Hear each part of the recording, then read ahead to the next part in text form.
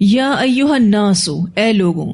پھر آپ دیکھیے کہ اس صورت میں تمام لوگوں سے خطاب ہے. ان کنتم، اگر ہو تم، فی ریب، شک میں، من البعث، دوبارہ جی اٹھنے میں، اگر تمہیں اس بارے میں شک ہے کہ اللہ دوبارہ نہیں اٹھائے گا تو پھر غور و فکر کرو. فإنا، تو بے شک ہم نے، خلقناکم، پیدا کیا ہم نے تم کو، من تراب، مٹی سے. انسانی جسم کی اصل مٹی ہے. غور کرو، اللہ نے انسانوں کو مٹی سے پیدا کیا. اس کی غذا بھی نباتات اور معدنیات کی شکل میں مٹی سے آتی ہے.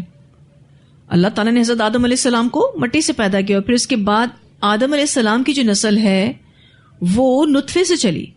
اور آپ دیکھیے تو انسان جس کے جسم میں نطفہ بنتا ہے وہ اسی مٹی سے اگنے والی غذا سے بنتا ہے. چلیں اگر انسان کسی بھی حلال جانور کا گوشت کھاتا ہے تو وہ جانور اپنی خوراک کہاں سے لے رہا ہے؟ مٹی سے. وہ وہی گھاس پھوس اور چارہ کھا رہا ہوتا ہے جس سے اس کا جسم بنتا ہے. پھر انسان اس جسم سے نکلنے والے گوشت کو استعمال کرتا ہے اور اپنی جان بناتا ہے. تو اگر وہ کسی جانور کا گوشت بھی کھا رہا ہے تو اس کی پرورش بھی مٹی سے حاصل ہونے والی غذا سے ہوتی ہے. تو اللہ تعالیٰ فرماتے ہیں فَإِنَّا خَلَقْنَاكُم مِّن تُرَابٍ، تو بے شک ہم نے پیدا کیا ہم نے تم کو مٹی سے. حیرت کی بات یہ ہے کہ بعث بعد الموت کی دلیل پر انسان کی تخلیق پر غور و فکر کروایا جا رہا ہے. یعنی اگر تمہیں اس بات میں شک ہے کہ اللہ دوبارہ اٹھائے گا یا نہیں تو اپنی تخلیق پر غور کرو. دیکھو تمہیں اللہ نے مٹی سے بنایا. ثم من نطفۃ، پھر نطفے سے. نطفہ کہتے ہیں قطرہ منی کو. اچھا، یہ نطفہ غذا سے بنتا ہے اور غذا کس سے بنی؟ مٹی سے بنی. یوں سمجھ لیجئے کہ یہ مادہ بھی اسی جسم سے پیدا ہوا جو مٹی سے بنا ہے اور مٹی سے فراہم ہونے والی غذا پر پلا بڑھا ہے. اللہ تعالیٰ فرماتے ہیں تمہیں مٹی سے پیدا کیا، پھر نطفے سے، ثم من علقۃ، پھر جمے ہوئے خون سے. یعنی جو اگلا اسٹیپ ہے نطفے کے بعد وہ علقہ ہوتا ہے، بلڈ کلوٹ ہوتا ہے. ثم من مدغۃ، پھر گوشت کے لوتھڑے سے. یہ مدغہ کا جو لفظ ہے میم ضاد غین سے ہے. گوشت کی اتنی بوٹی جس کو ایک نوالا بنایا جا سکے. یعنی گوشت کا اتنا ٹکڑا جتنا آپ نوالے میں لیتے ہیں اس کو کہتے ہیں مدغہ. وہ ایسا ہوتا ہے جیسے کسی نے اس کو چبایا ہو. یعنی یہ جو تھرڈ سٹیج ہے علقہ کے بعد کی جو سٹیج ہے جس کو مدغہ کہا جاتا ہے، یہ گوشت کا ایسا پیس ہوتا ہے جو باقاعدہ نشانات کے ساتھ ہوتا ہے. یعنی اگر آپ نے چبایا ہوا چوئنگم دیکھا ہو تو آپ کے دانتوں کے جو اس پہ پرنٹس ہوتے ہیں اس طرح کا یہ پیس ہوتا ہے. اور یہ جو نشانات ہیں نا یہ اعضاء کے نشان ہوتے ہیں. 2 پاؤں کے ڈاٹس ہوتے ہیں، 2 ہاتھ کے ڈاٹس ہوتے ہیں، اسی طرح سے چہرے پہ جو سب چیزیں بناتے ہیں اللہ تعالیٰ اس کے ڈاٹس ہوتے ہیں. تو ایسا لگتا ہے جیسے کوئی چیوڈ سبسٹینس ہے. ثم من مدغہ، پھر گوشت کے لوتھڑے سے. مخلقۃ، صورت دیا گیا. وغیر مخلقۃ، اور بے نقشہ یا بے صورت دیا گیا. مخلقۃ کہتے ہیں انسان کے خد و خال اور اعضاء کا مکمل طور پر بنانا، یعنی کمپلیٹ بچہ بنتا ہے. وہ مدغہ جو انسان کے خد و خال یا شکل میں ڈھل جائے. یعنی وہ جو چیوٹ سبسٹنس کے بارے میں ہم نے پڑھا، ایک ایسی بوٹی جس پہ کچھ خد و خال سے بنے ہوئے ہیں، وہ اب کیا بن جائے؟ انسانی شکل میں ڈھل جائے. اور ایک معنی مفسرین یہ بھی کرتے ہیں مخلقتین کے کہ پریگننسی برقرار رہے، کنٹینیو رہے، بچہ صحت کے ساتھ آگے بڑھ رہا ہے. اور وغیر مخلقتین بے نقشہ، یعنی ناقص اعضاء مراد ہیں. ہوتا ہے نا بعض دفعہ بچہ کمپلیٹ ہوتا ہے لیکن کوئی نہ کوئی عضو اس کا بننا رہ جاتا ہے. کبھی کسی بچے کے دل میں سوراخ رہ جاتا ہے، کبھی کڈنیز کام نہیں کرتی ہیں، کبھی ہاتھوں پیروں کی انگلیوں میں سے کوئی ایک انگلی نہیں ہوتی ہے یا انکمپلیٹ ہوتی ہے، آدھی ہوتی آدھی نہیں ہوتی ہے. تو وہ غیر مخلقتین سے مراد کیا ہے؟ ناقص اعضاء، یعنی انکمپلیٹ بچہ. اور ایک معنی اس کا یہ بھی کیا گیا ہے کہ ایسا بچہ جس میں روح نہ پڑے، یعنی یوں تو بچہ بالکل مکمل ہوتا ہے لیکن اس میں روح نہیں آتی، اللہ اس میں جان نہیں ڈالتا. لِنُبَيِّنَ لَكُمْ، تاکہ ہم بیان کریں تمہارے لیے، یعنی ہم تمہارے لیے یہ دلیل بیان کرنا چاہ رہے ہیں کہ غور و فکر کرو اپنی تخلیق پر، تاکہ تم بعث بعد الموت کو پہچان سکو. جو رب اتنے پردوں میں انسان کی تخلیق کر سکتا ہے، بغیر مثال کے انسان کو پیدا کر سکتا ہے ایک نطفے سے، تو کیا وہ دوبارہ انسان کو پیدا نہیں کر سکتا؟ وہ تو ہر چیز پر قادر ہے.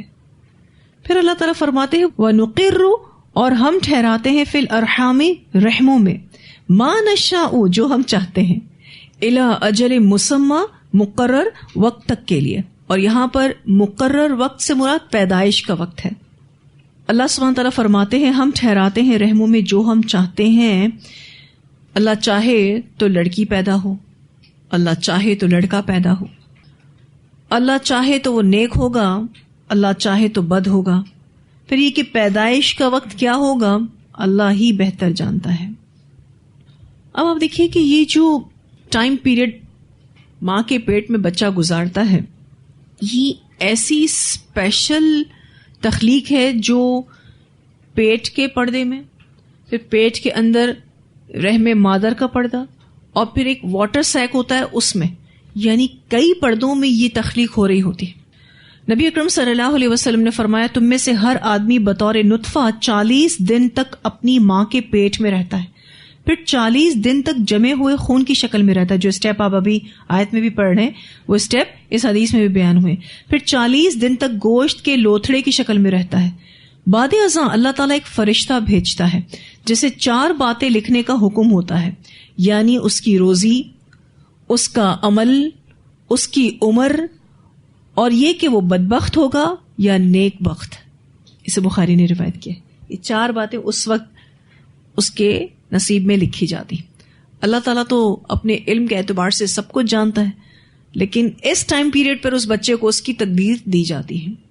ایک اور روایت آتی ہے، نبی اکرم صلی اللہ علیہ وسلم نے فرمایا اللہ تعالیٰ نے رحم مادر پر ایک فرشتہ مقرر کر دیا ہے، یعنی ایک فرشتہ کنٹینیوسلی مقرر ہی ہے رحم مادر پر، یوٹرس پر.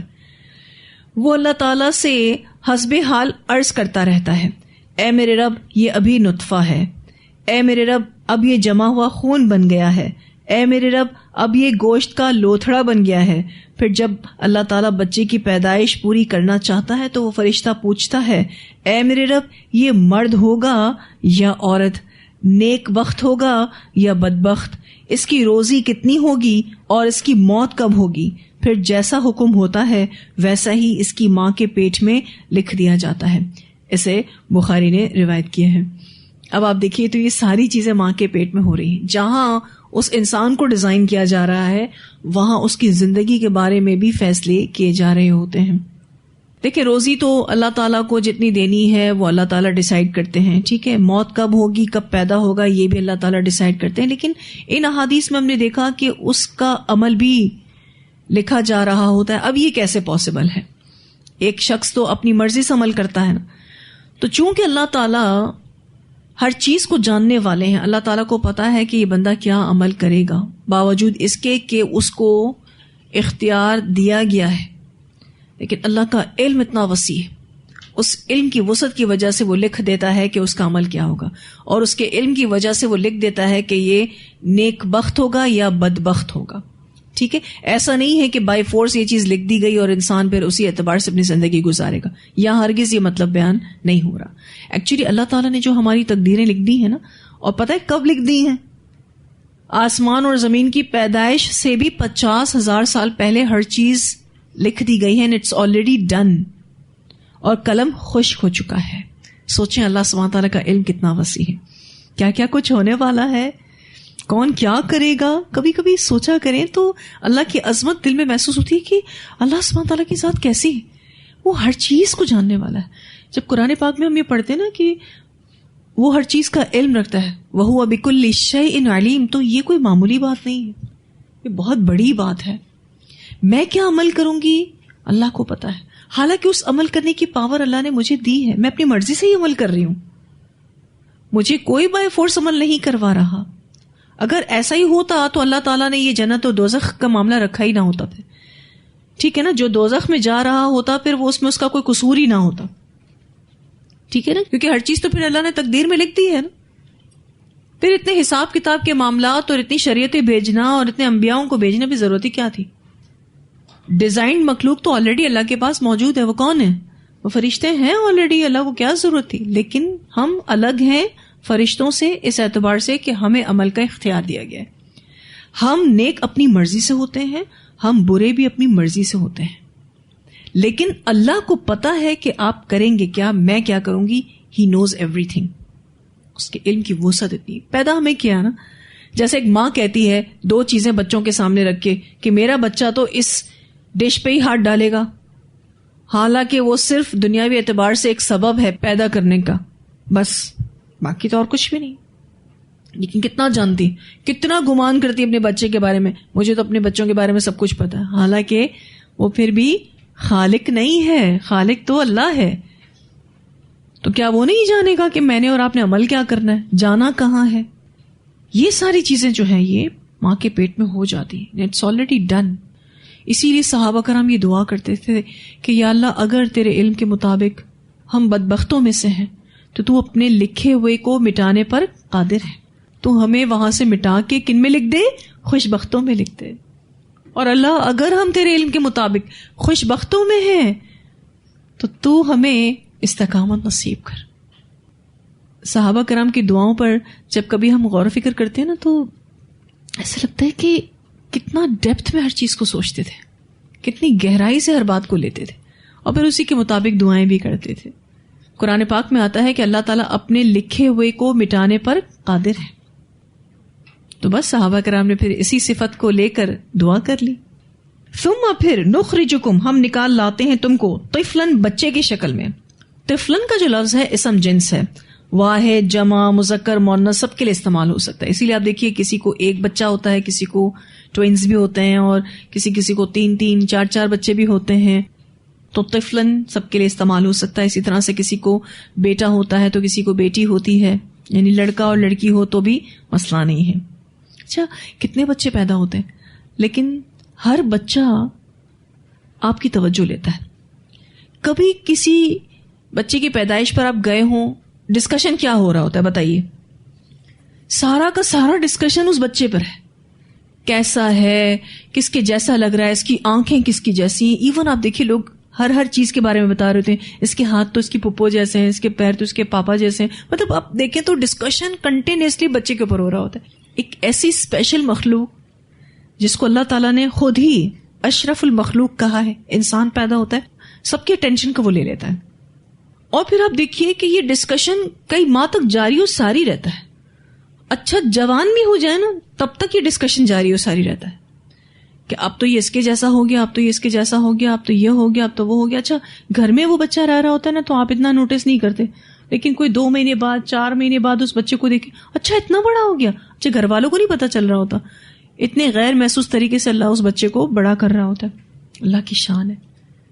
اللہ تعالیٰ فرماتے ہیں پھر ہم بچے کی شکل میں تمہیں نکالتے ہیں. اچھا انسان کا جو بچہ ہے وہ اتنا کمزور ہے باوجود اس کے کہ وہ ٹاپ آف دا لسٹ ہے مخلوق میں, لیکن نہ وہ چل سکتا ہے, نہ وہ بیٹھ سکتا ہے, نہ وہ بول سکتا ہے. ایون آنکھوں کی روشنی بھی دھیرے دھیرے آتی ہے, ایون سننے کی صلاحیت بھی دھیرے دھیرے ایکٹیو ہوتی ہے.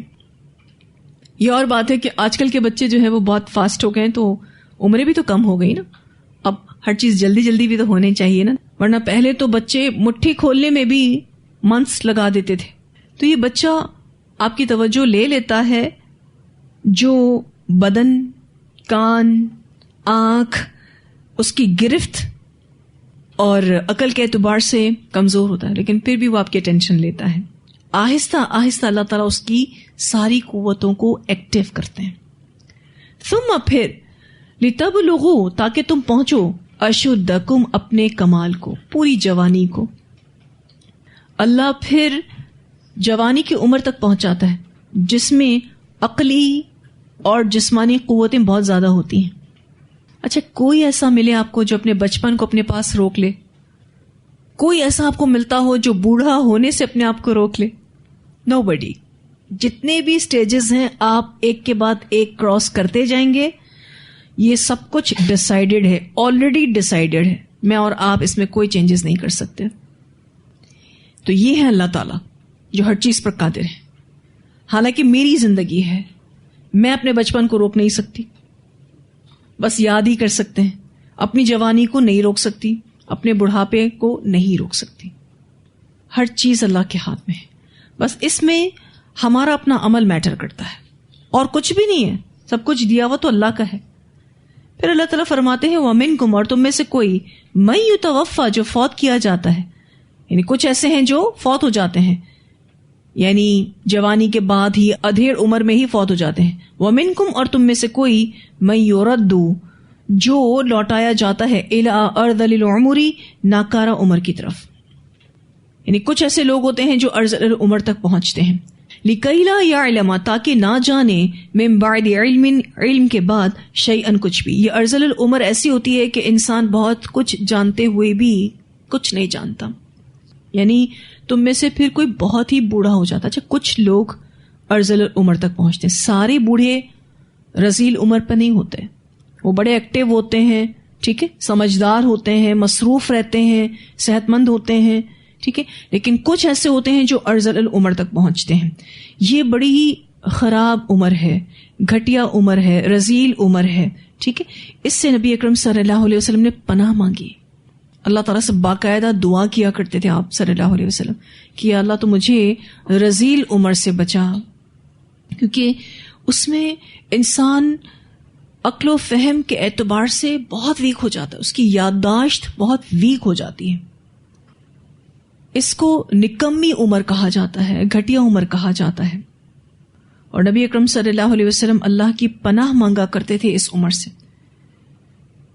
عمر بن میمون رحمہ اللہ بیان کرتے ہیں کہ سیدنا سعد بن ابی وقاص رضی اللہ تعالیٰ عنہ اپنے بچوں کو یہ دعائیہ کلمات اس طرح سکھاتے تھے جیسے معلم بچوں کو لکھنا سکھاتا ہے. یعنی جیسے ایک ٹیچر بچوں کو لکھنا سکھاتا ہے, اس طرح سے سعد بن ابی وقاص اپنے بچوں کو یہ دعا سکھاتے تھے. اور فرماتے تھے کہ نبی اکرم صلی اللہ علیہ وسلم نماز کے بعد ان کلمات کے ذریعے سے اللہ کی پناہ مانگا کرتے تھے, اور وہ کلمات یہ ہیں اللہم انی اعوذ بک من الجبن واعوذ بک من البخل واعوذ بک من ان ارد الی ارذل الامور واعوذ بک من فتنۃ الدنیا واعوذ بک من عذاب القبر. اے اللہ میں بزدلی سے تیری پناہ چاہتا ہوں, اور بخل سے تیری پناہ چاہتا ہوں, اور اس بات سے تیری پناہ چاہتا ہوں کہ ارذل العمر کی طرف لوٹایا جاؤں, اور میں دنیا کے فتنے اور قبر کے عذاب سے تیری پناہ چاہتا ہوں. اسے بخاری نے روایت کیا ہے. کب مانگا کرتے تھے یہ دعا آپ صلی اللہ علیہ وسلم؟ نماز کے بعد. اور آپ کو پتا ہے نماز کے بعد دعائیں قبول ہوتی ہیں. یہ دعا تو کبھی نہ چھوڑیں, گھر میں جگہ جگہ لکھ کر لگا دیں, کیونکہ یہ ایسی ایج ہے کہ جس میں انسان خود اپنے اوپر بوجھ ہوتا ہے. موت کب آتی؟ جب اس کا ٹائم لکھا ہوگا, ٹھیک ہے نا. لیکن اگر اللہ تعالیٰ نے بڑھاپے تک پہنچایا, اس صورتحال میں دو ہی آپشن ہیں, یا تو انسان رذیل عمر کی طرف جاتا ہے یا پھر اس کا بڑھاپا ایکٹیو رہتا ہے. جب آپ یہ دعا کریں گے تو آپ کو جو دوسرا آپشن ہے نا کہ آپ کا بڑھاپا ایکٹیولی گزرے گا, وہ ملے گا. اور اگر آپ یہ دعا کریں گے تو ایک اور حل بھی اللہ تعالیٰ آپ کو دے سکتے ہیں, وہ یہ کہ اس عمر سے پہلے پہلے ہی اللہ آپ کو فوت کر دے گا. سبحان اللہ, پھر کیا چاہیے. اور اللہ ہمیں کبھی کسی کا محتاج نہیں کرے, ایون سگی اولاد کا بھی اللہ کبھی محتاج نہیں کرے. اللہ ہماری ذات کو لوگوں پر کبھی آزمائش نہ بنائے, کیونکہ پیرنٹس بھی جب محتاج ہوتے ہیں نا, اولاد بے شک دل سے ہر چیز کرتی ہے, لیکن بڑا مشکل ہوتا ہے. ماں باپ کا زندگی گزارنا بڑا مشکل ہوتا ہے. ایک جاننے والے ہیں تو ان کے والد صاحب کے بارے میں وہ بتا رہے تھے کہ ان کے والد صاحب ذہنی بگاڑ کا شکار ہیں, پوری پوری رات سوتے نہیں ہیں, اور کبھی لیٹتے ہیں, کبھی چہل قدمی کرنے لگتے ہیں, کبھی بھاگنے لگتے ہیں, کبھی چیخنے لگتے ہیں, کبھی چلانے لگتے ہیں, کبھی بڑبڑانے لگتے ہیں, بھول جاتے ہیں, بار بار واش روم جانے لگتے ہیں. پوری رات ان کی ایسی نکلتی ہے کہ مستقل ان کو کوئی نہ کوئی چاہیے جو ان کا خیال کرے, اور وہ گھر چھوڑ کے نکل جاتے ہیں, دروازہ کھول کے نکل جاتے ہیں اگر ان کا کوئی دھیان نہ رکھے تو. راستہ بھول جاتے ہیں, ایون اپنا نام بتانا بھول جاتے ہیں, ان کو اپنا نام بھی یاد نہیں رہتا. ایسی حالت ہے کہ اولاد خود دعا کرے کہ اللہ ان کے لیے آسانی کر دے, کیونکہ اب وہ اپنے ہوش میں ہی نہیں. یہ جو بات آ رہی ہے نا یہاں پہ جو اللہ تعالیٰ کہہ رہے ہیں لِكَيْ لَا يَعْلَمَ مِن بَعْدِ عِلْمٍ شَيْئًا, بہت بری حالت ہے. میں اور آپ جب تک اس عمر تک پہنچے نہیں ہیں نا تو ہم شاید اس چیز کو فیل بھی نہیں کر سکتے, لیکن جو اس عمر تک پہنچا ہوا ہے, جو اس چیز سے گزر رہا ہے, اس کو دیکھ کر تو عبرت آتی ہے. تو اللہ سے دعا کیا کریں کہ یا اللہ تو ہمیں ارذل العمر سے بچا, اور ہر نماز کے بعد لازمی پابندی کے ساتھ یہ دعا کر کے ہی کھڑے ہونے ہیں انشاءاللہ تعالی. یہ آپ کا ہوم ورک ہے, آپ نے اس کی ہیبٹ بنانی ہے انشاءاللہ تعالی. ہر نماز کے بعد لازمی طور پر اپنے گھر والوں کو بھی اس کی ترغیب کریں. اس کا فائدہ یہ ہوگا کہ اللہ اس عمر سے پہلے ہی فوت کر دے گا انشاءاللہ تعالی, یا پھر اللہ اگر آپ کو بڑھاپا دے گا تو آپ بڑے ایکٹیو ہوں گے, بڑے مصروف ہوں گے, بڑے صحت مند ہوں گے انشاءاللہ تعالی. وَتَرَى الْأَرْضَ, اور آپ دیکھتے ہیں زمین کو. اب یہ دوسری دلیل دی جا رہی ہے بعث بعد الموت پر. حامدتن, خشک ہے. حامدتن کہتے ہیں بنجر زمین کو جس میں کچھ پیدا نہ ہوتا ہو, ٹھیک ہے, مردہ زمین یا چٹیل میدان, خشک زمین. اور آپ دیکھتے ہیں زمین کو خشک ہے. فَإِذَا أَنزَلْنَا عَلَيْهَا, تو جب اتارتے ہیں ہم اس پر, الماء, پانی, اہتزت, ہل جاتی ہے. اہتزت کا لفظ آپ نے سورہ مریم میں بھی پڑھا جب اللہ تعالیٰ نے حضرت مریم کو کہا تھا کہ آپ درخت کو ہلائیں, ٹھیک ہے, حزی, ہا زازا اس کا روٹ ورڈ ہے, کسی درخت کو ایسا ہلانا کہ پھل گر پڑے. تو جب زمین میں پانی ڈلتا ہے, جو بارش کا پانی ہوتا ہے, جب وہ پانی جاتا ہے تو زمین ایسا لگتا ہے جیسے کسی نے اس کو ہلا دیا ہے. وَرَبَتْ, اور پھول جاتی ہے, بڑھ جاتی ہے. کبھی آپ نے مالی کو باغ میں پانی ڈالتے ہوئے دیکھا ہو, اس سے پہلے کی مٹی اور بعد والی مٹی کو دیکھا ہو, اچھا ایسا لگتا ہے وہ تھوڑی اوپر ہو گئی, پانی ڈلنے کے بعد ایسا لگتا ہے مٹی اوپر ہو گئی. تو مٹی میں ایکچولی پیدا کرنے کی صلاحیت اللہ نے رکھی ہے. وربت یہی ہے کہ وہ ابھرنے لگتی ہے اور وہ رنگ رنگ کے پھلوں اور فصلوں کو اگانے لگتی ہے جن کے رنگ, ذائقے, خوشبوئیں, شکلیں, خصوصیات مختلف ہوتی ہیں. اللہ تعالیٰ فرماتے ہیں وَأَنبَتَتْ, اور اگاتی ہے مِن كُلِّ زَوْجٍ بَهِيجٍ, ہر قسم کے نباتات رونق والے. یعنی اللہ تعالیٰ مختلف قسم کے مختلف رونقوں والے نباتات اس مٹی سے پیدا کرتا ہے. تو دیکھو بعث بعد الموت کے لیے یہ دلیل کو دیکھو, اس پر غور و فکر کرو. ایک ایسی مٹی, ایک ایسی زمین جو تمہیں مردہ نظر آتی, پانی پڑتا ہے اور تم بیج ڈالتے ہو, اور وہ بیج جس کا کوئی رنگ نہیں ہوتا, اور اگر رنگ ہوتا بھی ہے تو سفید یا براؤن کلر کا ہوتا ہے یا کالے رنگ کا ہوتا ہے, لیکن اس میں سے رنگ برنگے پھول, رنگ برنگے پھل اور مختلف اس کے ذائقے, خوشبوئیں. سبحان اللہ. تو کیا جو رب یہ سب کچھ کر سکتا ہے وہ تمہیں دوبارہ پیدا نہیں کر سکتا؟ یہ بات کیسے تم سوچتے ہو؟ ذالک بان اللہ هو الحق, یہ بوجہ اس کے کہ بے شک اللہ تعالیٰ ہی وہی حق ہے. اب یہاں اس حصے کے 3 معنی کیے جاتے ہیں. ایک معنی یہ کہ اللہ حق ہے, یعنی اللہ کی قدرت سچی ہے, اس کے فیصلے سچے ہیں. دوسرا معنی اللہ حق ہے, یعنی مثال کے بعد اس بات کا آنا اس لیے ہے کہ بعث بعد الموت حتمی اور یقینی طور پر ہو کر رہے گا. اللہ تعالیٰ حق ہے, وہ یہ کام ضرور کر کے رہے گا. تیسرا معنی یہ کہ کائنات میں جو کچھ بھی ہو رہا ہے وہ ٹھوس حقائق پر مبنی ہے, کوئی ڈاؤٹ فل چیز نہیں ہے, کوئی کنفیوزڈ چیز نہیں ہے. جو کچھ بھی کائنات میں ظہور پذیر ہو رہا ہے سب کچھ ٹھوس حقائق پر مبنی ہے. ذالک بان اللہ هو الحق. اب یہ بات کہہ کر 4 باتیں سمجھائی جا رہی ہیں آگے آنے والے ٹیکسٹ میں. پہلی بات وَأَنَّهُ يُحْيِي الْمَوْتَى, اور بے شک وہ زندہ کرے گا مردوں کو. کوئی شک نہیں کرو اس بات میں, بے شک وہ مردے اپنی قبروں میں بوسیدہ ہڈیاں ہو چکے ہوں, اللہ ان کو زندہ کرے گا. وَأَنَّهُ يُحْيِي الْمَوْتَى, اور بے شک وہ زندہ کرے گا مردوں کو. یہاں آپ نمبر 1 لگا دیں. نمبر 2 بات وَأَنَّهُ عَلَى كُلِّ شَيْءٍ قَدِيرٌ, اور بے شک وہ ہر چیز پر قدرت رکھنے والا ہے. مجھے اس ٹیکسٹ سے پتہ نہیں کیوں اتنی اچھی فیلنگز آتی ہیں الحمدللہ, اور مجھے ایسا لگتا ہے کہ ہم جس رب کے آگے جھکتے ہیں کیا اس کی پاور ہے. ہر چیز کر سکتا ہے. تو سوچو ان مثالوں پر غور و فکر کر کے. یہ جو تمہیں اگزامپلز دی گئی ہیں، تمہیں یہ اگزامپلز یہ بات سمجھا رہی ہیں کہ اللہ ہر چیز پر قادر ہے. تیسری بات، وَأَنَّ السَّاعَةَ آتِيَةٌ، اور بے شک قیامت آنے والی ہے، لا ریب فیہا، نہیں کوئی شک اس میں. اچھا، یہ لا ریب فیہا کا ٹیکسٹ آپ نے پیچھے کہیں پڑھا؟ سورۃ البقرہ کے شروع میں کیا ٹیکسٹ تھا، کسی کو یاد ہے؟ ذالک الکتاب لا ریب فیہ. ایک کتاب کے لیے آتا ہے، قرآن پاک کے لیے، کہ اس میں کوئی شک نہیں. اور یہ لائے نفی جنس ہے. اس کو عربز بہت اچھے سے سمجھ سکتے تھے. یعنی اگر کوئی یوں کرے اس کا ترجمہ کہ اس میں شک ہو ہی نہیں سکتا، نہیں ہے اس میں کوئی شک، یعنی لائے نفی جنس جو ہے اس کو میں اور آپ جو اجمی لوگ ہیں نا نہیں سمجھ سکتے. یہی لا جو ہے نا، لا الہ الا اللہ کے آگے لگا ہوا ہے. ٹھیک ہے. اچھا، یہ بات لا ریب فیہا قیامت کے لیے آتی ہے قرآن پاک میں. یہ دو چیزیں ہیں جس کے لیے قرآن پاک میں یہ ٹیکسٹ آتا ہے، لا ریب فیہا، اور کتاب کے لیے آیا ہے لا ریب فیہ. یہ تیسری بات ہے جو ان دونوں دلائل سے سمجھائے گی کہ قیامت تو اینی ہاؤ آئے گی، اس میں کوئی شک ہی نہیں ہے. وَأَنَّ اللَّهَ، اور بے شک اللہ تعالیٰ، يَبْعَثُ، دوبارہ اٹھائے گا، مَن فِی الْقُبُورِ، ان کو جو قبروں میں ہے. اللہ جو بھی قبروں میں ہے، جس کی جیسی بھی قبر ہے، نظر آتی ہے تمہیں یا نہیں نظر آتی، اللہ سب کو اٹھائے گا. کتنے ایسے لوگ ہیں، کہاں ہے ان کی قبر؟ جو پلین کریش ہو جاتا ہے فضا میں، ان کی قبر بن گئی، کوئی قبر نہیں. اگر کوئی پیس کسی کا مل بھی جاتا ہے نا تو لوگ اس کو دفنا دیتے ہیں اور اس کو قبر مان لیتے ہیں. پوری باڈی تو ملی بھی نہیں، اور بسا اوقات تو کچھ بھی نہیں ملتا.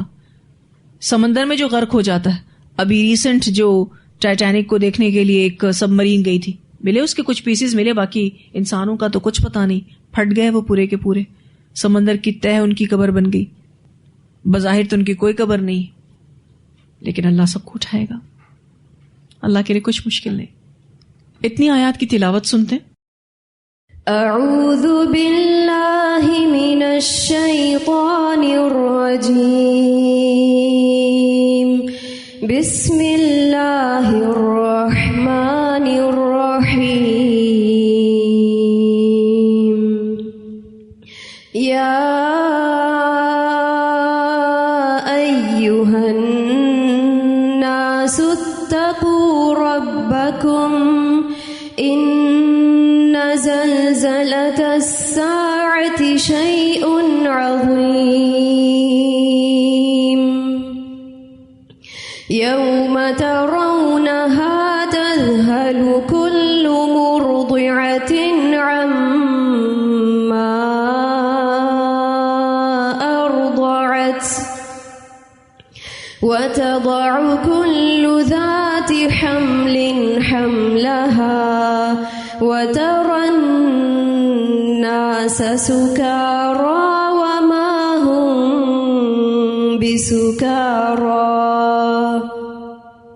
وما هم بسكارى ولكن عذاب الله شديد ومن الناس من يجادل في الله بغير علم ويتبع كل شيطان مريد. كتب عليه أنه من تولاه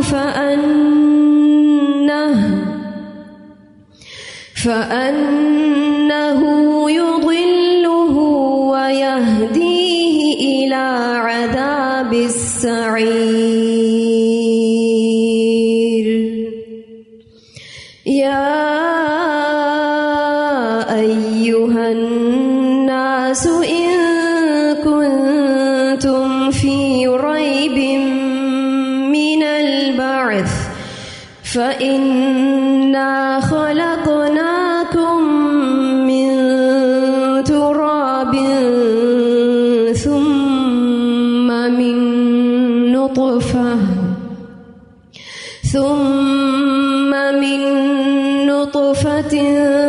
ثم من علقة ثم من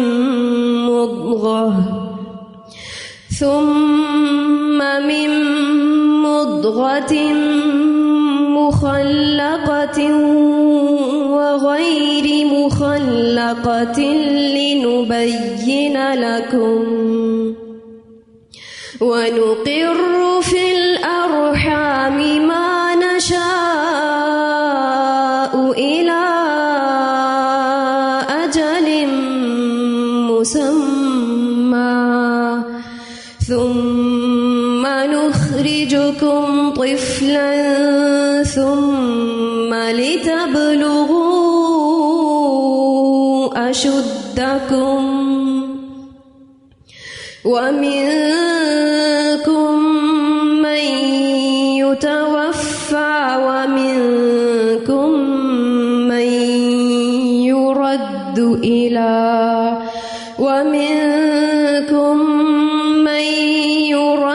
إلى أرذل العمر لكي لا يعلم من بعد علم شيئا وترى الأرض هامدة فإذا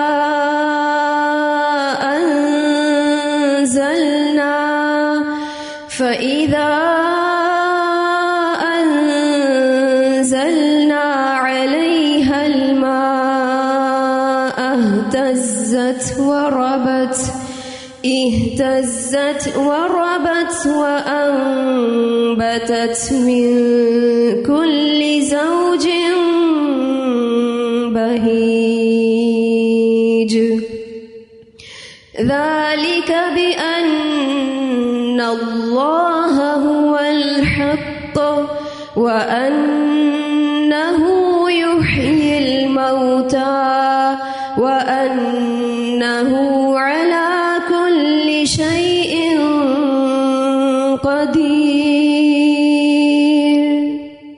وأن الساعة آتية لا ريب فيها وأن الله يبعث من في القبور.